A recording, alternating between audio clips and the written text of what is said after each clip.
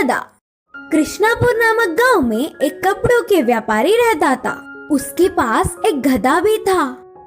वह रोज गधे के ऊपर ही कपड़ों की पोटली बांधकर पूरा गांव में घूमते हुए कपड़े बेचता था। वह गधा भी कितना भी बार उठा लेता। ऐसे सुबह से शाम तक मेहनत करने पर अच्छे लाभ आते। उसके व्यापार की अच्छी सी वृद्धि करने वाली गधा तो उसे बहुत पसंद थी, इसीलिए उसे बहुत ध्यान से रखता था। एक बार व्यापारी को भारी रकम से कपड़े खरीदने के लिए विदेश जाना पड़ा। उसी समय में गांव-गांव घूमकर कपड़े बेचने के लिए और साथ ही साथ गधे की देखभाल करने के लिए एक आदमी को काम पर रख लिया। सारी जिम्मेदारियां उसे सौंपकर व्यापारी विदेश चला गया। कुछ सालों बाद लौट आने वाला व्यापारी अपने गधे को लंगड़ाते हुए चलना देखा। वह अपने पसंदीदा गधे को ऐसे लंगड़ाती हुई चलता नहीं देख पाया। काम वाले को पूछने पर भी उस विषय में उसे कुछ नहीं पता करके कहा। फिर वह व्यापारी ने उस गधे को बहुत सारे चिकित्सकों को दिखाया, फिर भी कुछ फायदा नहीं मिला। गधे को देखने वाला कोई भी वह क्यों ऐसे लंगड़ाती हुई चल रही है इसका कारण नहीं बता पाया।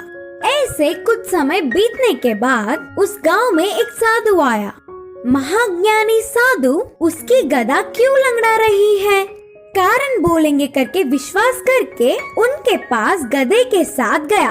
पूरे विषय जानने वाला साधु इस गधे की देखभाल करने वाले को इधर ले आओ करके कहा। तब तुरंत व्यापारी ने काम वाले को बुलवाया। काम वाले को आते देख, सज्जन, तुम्हारे गधे को ये लंगड़ापन किसी भी रोग से नहीं आया, बल्कि उसे देखो, वह लंगड़ा है। उसके साथ रहने वाले को ये गधा बहुत ध्यान देकर उसके जैसे ही करने पर लंगड़ी हुई। बोलते हुए विवरण दिया। हमारे आसपास के रहने वालों का प्रभाव हम पर ही ज्यादा पड़ता है। अगर हमेशा के लिए उसकी लंगड़ापन को दूर करना है तो पहले उस काम वाले आदमी को बदलना होगा। व्यापारी उनकी सारी बातें मानते हुए तुरंत काम वाले को दूसरी जिम्मेदारियां सौंपकर उस गधे पर कपड़े रखकर घर घर घूमकर वही बेचने लगा।